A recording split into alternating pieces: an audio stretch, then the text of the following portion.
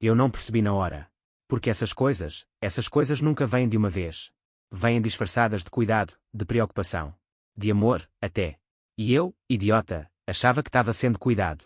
A primeira vez que fui internado, achei que era só cansaço. Trabalho puxado, cabeça cheia. Ela chorou no hospital, segurou minha mão, disse que ia ficar tudo bem. A médica me encheu de perguntas, disse que os exames estavam meio estranhos, mas nada conclusivo. Tive alta 2 dias depois, meio grogue, mas em casa. A segunda internação foi pior. Fiquei apagado por quase um dia inteiro. Apaguei no meio da sala. Só lembro de acordar no hospital, com uma luz branca na cara e a Camila sentada do lado, segurando uma garrafinha de água, parecendo exausta. Foi nessa segunda vez que uma médica nova entrou no quarto. Jovem, mas com aquele olhar firme de quem não engole qualquer coisa. Ela puxou minha ficha, deu uma olhada nos exames e perguntou assim, do nada. Porque você está tomando o Ziprachol? Eu travei. O quê? Ziprachol. Está na sua corrente sanguínea. Dosagem alta. Você está usando esse remédio com recomendação médica? Balancei a cabeça. Nunca ouvi falar. Ela franziu a testa. É um antipsicótico. Forte. Nem é aprovado pela Anvisa. Importado, de uso restrito. Eu olhei para a Camila na hora. Ela congelou. Só por um segundo. Depois fez aquela cara de sempre, calma, contida. Falou que talvez a farmácia tivesse trocado, que era para ser outro nome, que eu devia ter confundido. Mas ali acendeu alguma coisa em mim. Um tipo de alerta que eu tinha esquecido que existia. A médica olhou para a gente com desconfiança, anotou alguma coisa no prontuário e saiu do quarto. Fiquei em silêncio por horas. Camila continuava do meu lado, ajeitando o lençol, passando a mão no meu cabelo, dizendo que ia resolver tudo. Mas eu não conseguia mais relaxar perto dela. Naquela madrugada, ainda com o soro pingando, comecei a repassar tudo na cabeça. As crises. As tonturas. Os dias que eu esquecia o que tinha feito. As vezes que ela dizia que eu estava exagerando, que era só ansiedade. E eu acreditava. Eu confiava nela. Na manhã seguinte, pedi para ver minha medicação. Ela disse que já tinha jogado fora as caixas antigas. Que não adiantava ficar paranoico. Mas o jeito que ela falou, não era preocupação. Era um aviso. Foi aí que eu soube. Algo estava errado. E o pior, estava vindo de dentro da minha própria casa. Ela dizia que era para facilitar. Que era melhor assim. Que tirar os comprimidos da caixa e colocar direto no potinho evitava erro, evitava confusão. Que eu já tinha muito com o que se preocupar. E eu deixei.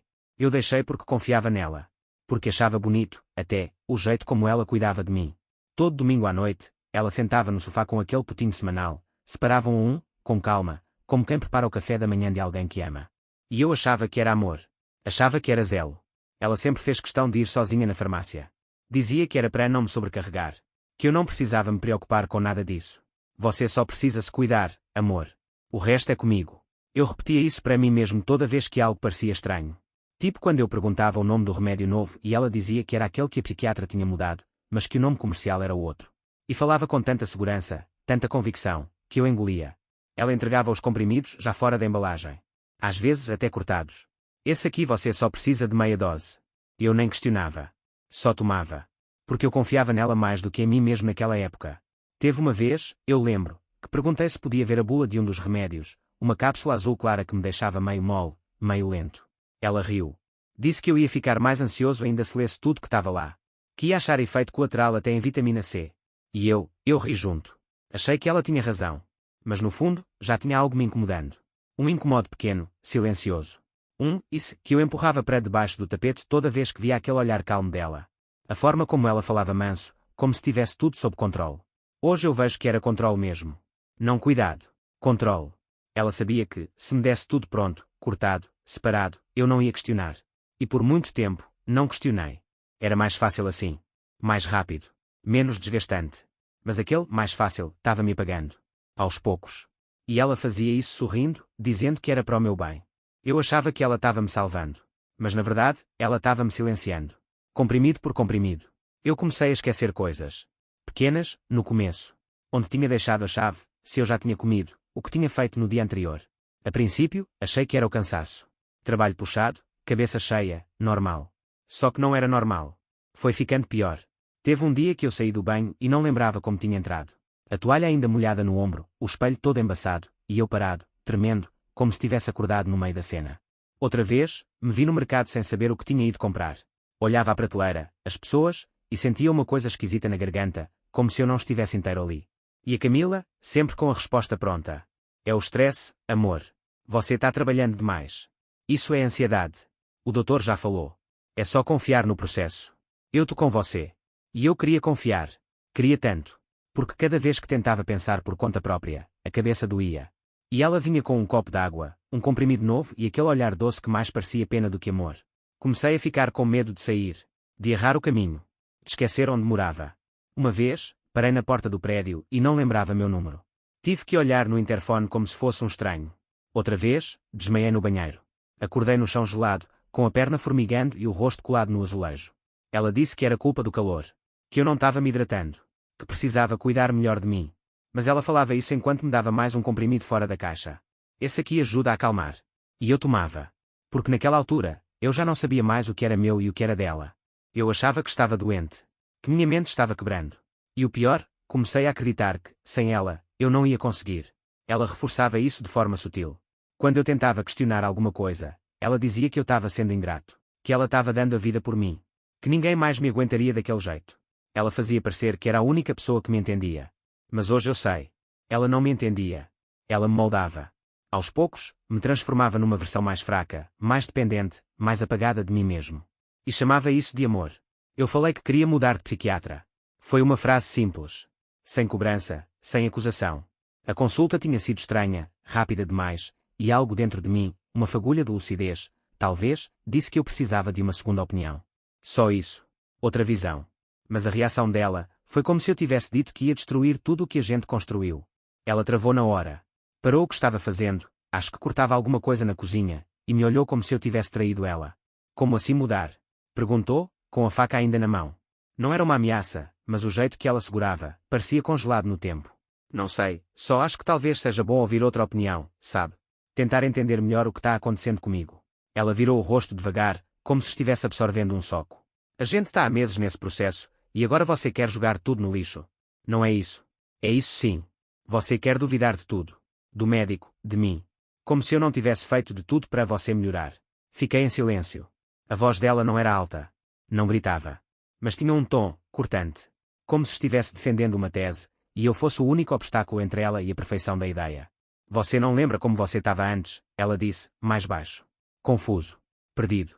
Dormindo mal, tremendo, se arrastando. Eu fui a única que segurou sua mão. A única. E agora você quer escutar alguém que nem te conhece. Tentei argumentar, mas parecia que qualquer coisa que eu dissesse seria distorcida. Ela virou as costas e começou a limpar a faca com força, como se fosse tirar de lá o que eu acabei de falar. Eu só quero entender o que está acontecendo comigo, sussurrei. Ela virou de novo. Os olhos já estavam marejados. Mas não era tristeza. Era raiva disfarçada de mágoa. Ninguém te entende como eu. Ninguém. E naquele momento, eu acreditei. Por mais absurdo que pareça, eu acreditei. Porque minha cabeça estava tão embaralhada, tão embaçada, que parecia que só ela falava uma língua que eu conseguia decifrar. Mesmo que fosse uma língua que me fazia duvidar de mim mesmo. Ela veio até mim, passou a mão no meu rosto, e disse num tom tão calmo que me arrepiou. Eu só quero que você fique bem. Só isso. Mas se você quiser mesmo jogar tudo fora, vai em frente. Só não reclama quando tudo desabar de novo. Era chantagem. Pura e crua. Mas revestida de afeto, de cuidado. E eu não consegui responder. Só baixei a cabeça. E voltei a tomar o que ela me dava. Porque naquele ponto, eu já não sabia mais quem eu era sem ela. Foi só um impulso. Um daqueles lampejos que a gente quase ignora, mas que não dá para fingir que não sentiu. Eu estava sozinho em casa, num sábado à tarde. Camila tinha saído para buscar uns remédios, como sempre. A caixinha de comprimidos da semana estava sobre a mesa. Azulzinha, com as letrinhas dos dias marcadas. Era sempre ela que organizava. Eu nunca encostava. Nunca me senti no direito. Mas naquele dia, alguma coisa me incomodou. A forma como os comprimidos estavam cortados, o cheiro amargo que subia quando abria a tampinha. Não sei o que foi, mas meu peito apertou. A sensação era a mesma de quando você percebe que deixou a porta aberta à noite. Peguei um dos comprimidos menores, branquinho, com as bordas meio tortas. Fui até o quarto, tranquei a porta, fechei a cortina. Peguei o celular. Fotografei de perto, 2, 3 vezes. Joguei o nome no Google, a 10,75 mg branco oval comprimido. O silêncio no quarto era tão pesado que dava para ouvir o tic-tac do relógio da parede. E então apareceu. Uso indicado para esquizofrenia severa, episódios maníacos graves, distúrbios psicóticos resistentes a tratamento. Meu corpo gelou. Li de novo. E de novo. Era como se meu cérebro se recusasse a aceitar. Aquele remédio, não era meu. Nunca tinha sido. Nunca tinha sido receitado por ninguém que eu tivesse consultado. Aquilo era para outro tipo de paciente. Gente com diagnóstico que eu nunca recebi. Gente com um histórico que eu não tinha. Sentei na beira da cama, com o comprimido na palma da mão, tremendo. Um pedaço de plástico. Tão pequeno. Mas parecia pesar toneladas. Camila, ela estava-me dando isso. Medicando com algo que nem era autorizado aqui. Escondido. Cortado. Disfarçado. Eu fiquei ali, encarando aquilo como se fosse um bicho prestes a me morder. Meu coração batia forte demais. Meus pensamentos corriam em círculos, querendo negar o óbvio. Mas não dava mais para negar. A verdade estava ali. Na minha mão. Ela estava-me drogando. Não por acidente. Não por engano. Com intenção. E aquilo mudou tudo. Porque, naquele momento, eu percebi que eu não estava doente. Estava sendo envenenado. Eu não podia confiar só no que vi na internet. Parte de mim ainda tentava arrumar uma desculpa para ela. Vai ver, foi um erro da farmácia, vai ver, ela não sabia, vai ver, eu estou exagerando. Mas outra parte, a parte que já estava cansada de se sentir apagada, decidiu que era hora de saber a verdade. Fria. Crua. Inquestionável. Coloquei o comprimido dentro de um potinho de filme fotográfico que eu achei numa gaveta antiga. Anotei a data, tirei mais umas fotos. E na semana seguinte, marquei horário num laboratório de análise toxicológica que achei no centro. Fui sozinho. Levei também um laudo da médica da internação anterior, aquele que falava da substância que encontraram no meu sangue. O atendente do laboratório, um cara calado de óculos fundo de garrafa, só pediu CPF, endereço e disse que o resultado ficaria pronto em até 5 dias úteis. Foram os 5 dias mais longos da minha vida. Camila, claro, não desconfiava de nada. Continuava a rotina dela como se tudo estivesse perfeito. Separando meus remédios no domingo, trazendo suco quando eu dizia que estava com a cabeça pesada, perguntando como foi meu dia. E eu, fingindo. Forçando sorriso, fingindo que estava tudo bem, que eu era o mesmo idiota de sempre. Mas por dentro, eu estava em guerra. Um nó no estômago, uma pressão no peito que não passava. Até que o e-mail chegou. Resultado disponível. Laudo anexo. Minhas mãos tremiam tanto que quase derrubei o celular. Abri o PDF. Tentei focar. Ler devagar. Com atenção. Mas as palavras pulavam da tela com violência. Substância encontrada, olanzapina. Classificação, antipsicótico atípico, uso controlado, não aprovado para venda livre no Brasil. Observações, dosagem encontrada acima da faixa terapêutica segura. Suspeita de manipulação. O mundo girou. Manipulação. Eles escreveram com todas as letras. Eu fiquei olhando para aquela frase como se ela gritasse comigo. Não era só um remédio errado. Não era só um engano. Era algo adulterado. Intencionalmente. Alguém, e só podia ser ela, mexeu na substância. Meu peito apertou. Senti as lágrimas vindo, mas não eram de dor. Era outra coisa. Um tipo de nojo, de choque, de impotência misturada com raiva. Porque ali, naquele laudo, estava a prova de que eu não estava louco. E que ela estava fazendo eu parecer louco de propósito. Ali estava o começo do fim. Ou talvez, o fim de quem eu era antes de descobrir isso. Eu tremia. O laudo impresso na mão, o comprimido dentro do potinho, e o coração batendo como se quisesse sair do meu peito. Não era só nervoso, era medo mesmo. Medo de estar certo. Medo de encarar o que aquilo significava. Porque, a partir dali, não dava mais para fingir. Esperei ela voltar da rua. Sentei na ponta do sofá, o relatório no colo, o potinho na mesa de centro. Quando a porta abriu, o barulho das chaves soou alto demais. Ela entrou normal, com sacola de mercado, falando de qualquer coisa, do preço do leite, da fila. Quando me viu parado, daquele jeito, ela soube. Eu vi nos olhos dela. Não surpresa. Nem culpa. Só, aquele susto rápido de quem foi pega e já começa a ensaiar o controle de danos. Que foi? Perguntou, sem nem largar as sacolas. Eu respirei fundo. O que é isso aqui? Mostrei o papel. Ela nem pegou. Só olhou. Que papel é esse? É de um laboratório.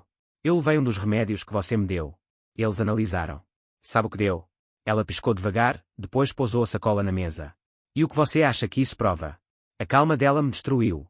Aquela frieza. A voz baixa, sem desespero, sem descontrole. Você está me dando antipsicótico, Camila. Droga importada. Em dose alta. Adulterada. Ela cruzou os braços. E você está melhor, não tá? Minha garganta secou. Como é que é? Você estava um trapo. Confuso, agressivo, surtando por qualquer coisa. Desde que comecei a te dar isso, você está mais funcional. Mais calmo. Você dorme, se alimenta, conversa. Está mais humano. Você está dizendo que fez isso por mim. Ela assentiu, como se fosse óbvio. Eu destabilizei. Porque ninguém mais faria isso. Nem você. Isso é crime, Camila. É abuso. É cuidado, ela cortou. Eu fiz o que ninguém teve coragem de fazer. O que nenhum médico teve coragem de prescrever. Você precisava de ajuda e não via. Eu vi. Sem me contar. Sem me consultar. Você teria recusado. Teria surtado. Eu conheço você melhor do que você mesmo. Me levantei. O corpo todo tremia. Você me apagou, Camila. Me fez duvidar de mim, da minha memória, da minha saúde mental. E agora tem a cara de pau de dizer que foi por amor. Ela me olhou como quem explica algo óbvio para uma criança. Eu te dei a única versão de você que funciona. Sem mim, você seria um risco para você mesmo. Eu nunca me senti tão pequeno, tão preso, tão traído. Porque ali, olhando nos olhos dela, eu entendi que ela nunca quis me ajudar. Ela quis me controlar. E pior, acreditava mesmo que tinha esse direito. Eu achei que já tinha visto tudo. Depois do confronto, depois de ouvir da boca dela que, sem ela eu seria um risco, eu pensei que não podia piorar. Que o pior já tinha acontecido. Mas não. Tinha mais. Sempre tem mais. Foi minha irmã quem descobriu. A Bia. Ela sempre achou a Camila meio estranha, controladora demais, fria demais, mas nunca passou disso. Desconfiança de irmã mais velha. Só que naquele dia, ela me ligou nervosa, sem nem dar bom dia. Você sabia que a Camila tem um Instagram que você não segue? Ah? Como assim? Um perfil fechado. Achei porque uma amiga minha da clínica de psicologia compartilhou um post. E era ela. A Camila. Com a sua foto. Dando entrevista. Escrevendo uns textos enormes sobre cuidar de um marido com transtornos graves. Minha cabeça girou. O quê? Ela me mandou o link. Tive que criar uma conta falsa para a conseguir seguir. O perfil se chamava @viver por amor. A bio era um tapa, cuidar de quem a sociedade rejeita. Histórias reais de superação. Um diário de resiliência. As primeiras fotos eram discretas. Uma xícara de chá. Uma janela embaçada. Mas depois, tinha foto minha. Dormindo no sofá. Deitado no hospital. Sentado com o olhar perdido na varanda. E sempre com legendas do tipo. Hoje ele não quis sair da cama. Mas eu fiquei ali. Presente. Porque amar é resistir. Ninguém entende a dor de quem cuida. Ser esposa de alguém com distúrbios mentais é andar por um campo minado com um sorriso no rosto. Ela pintava minha dor como espetáculo. Transformava minha crise, que ela mesma causava, em conteúdo. Em engajamento. E tinha gente comentando. Curtindo. Apoiando. Chamando ela de guerreira, de mulher forte. Gente mandando direct dizendo, você é uma inspiração. Tive vontade de vomitar. Eu era o enredo da vitimização dela. Camila usava meu sofrimento como um palco para parecer santa. Enquanto eu mal conseguia levantar da cama, ela escrevia legendas sobre não desistir de mim. Enquanto eu apagava no chão do banheiro, ela fazia stories de uma vela acesa dizendo por mais uma noite de paz. Nada daquilo era sobre mim. Era sobre ela. Sobre como ela queria ser vista. A mulher que não abandona. A heroína silenciosa. Mas era tudo mentira. Mentira fria, calculada e bem produzida. Naquele momento, algo dentro de mim quebrou de vez. Não era só traição. Era exibição. Era uma encenação da minha destruição. E o bairro inteiro, a internet inteira, achando que ela era uma mártir. A Bia ficou indignada. Mais do que eu, até. Ela disse, a gente vai provar. A gente vai filmar. Ninguém vai chamar você de louco de novo.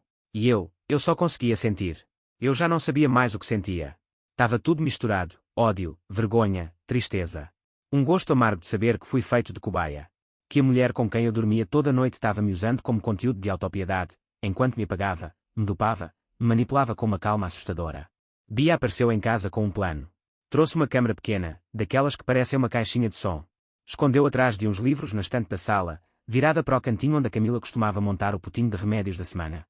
Tinha cronômetro automático. Ia gravar sempre que detectasse movimento. Eu fiquei em silêncio. Só observava. Me sentia como alguém prestes a assistir à própria autópsia. Naquela noite, agi normal.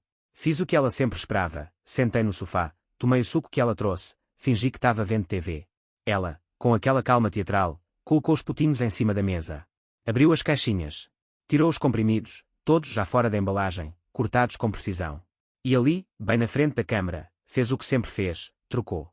Misturou comprimidos legítimos com os que ela escondia numa bolsinha bege, daquelas de maquiagem. Pegou o potinho de domingo, encaixou a tampinha, suspirou e disse, pronto. Remédio da semana. No dia seguinte, a gente viu o vídeo. Bia quase jogou o notebook contra a parede. Eu só fiquei olhando. Travado. Não dava mais para ela negar. Dava para ver tudo. O jeito metódico. O capricho com que ela trocava os comprimidos. Sem culpa. Sem pressa. Como quem monta um quebra-cabeça. Como quem sabe exatamente o que está fazendo. Com aquilo nas mãos, não era mais minha palavra contra a dela. Não era mais crise de estresse, nem imaginação. Era imagem. Som. Prova. A gente gravou mais 3 dias. Ela nunca percebeu. Repetia tudo como um ritual. E cada vez que eu via o vídeo, doía mais. Porque ali, naquele gesto mecânico, estava a confirmação do que mais me dilacerava. Ela sabia. Sempre soube. Cada comprimido adulterado que ela colocava no meu potinho era uma escolha consciente. Uma decisão. De manter o controle. De me manter pequeno. Funcionando do jeito que ela queria.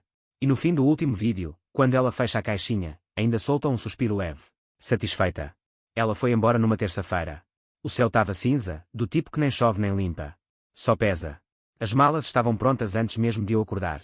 Quando desci, ela já estava na porta, com a chave do carro na mão e aquele mesmo olhar de sempre, calmo, impenetrável. Como se nada tivesse acontecido. "Tu indo?", disse, como quem avisa que vai ao mercado. Eu fiquei parado, encostado no batente da cozinha, o coração batendo tão devagar que parecia cansado de tentar. A câmara já tinha sido retirada, o dossiê estava nas mãos do meu advogado. E mesmo assim, ela não negou nada. Nem tentou se defender.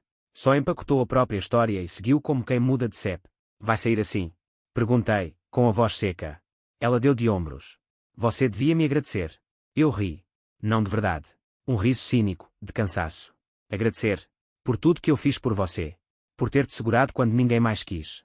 Por ter mantido você funcional, útil. Você não era ninguém antes de mim. Eu era eu", respondi. E isso já era suficiente. Ela não respondeu.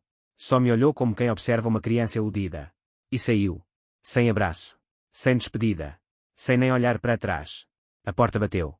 O som ecoou pela casa inteira. E eu fiquei ali. De pé. Sozinho. Com um silêncio novo. Um silêncio sem veneno. Sem sussurros manipuladores. Mas ainda assim, um silêncio cheio de perguntas que ninguém mais podia responder. Fui até o quarto. Sentei na beira da cama. O mesmo lugar onde tantas vezes eu tomei aqueles comprimidos achando que era por amor. Onde eu duvidei de mim. Onde eu chorei escondido, achando que era culpa minha. E a pergunta veio. Como alguém consegue amar e destruir, ao mesmo tempo? Ela jurava que me amava. Dizia com todas as letras. E talvez amasse mesmo. Mas era um amor doente. Um amor que sufoca, que molda, que quebra as peças para encaixar no molde que ela criou.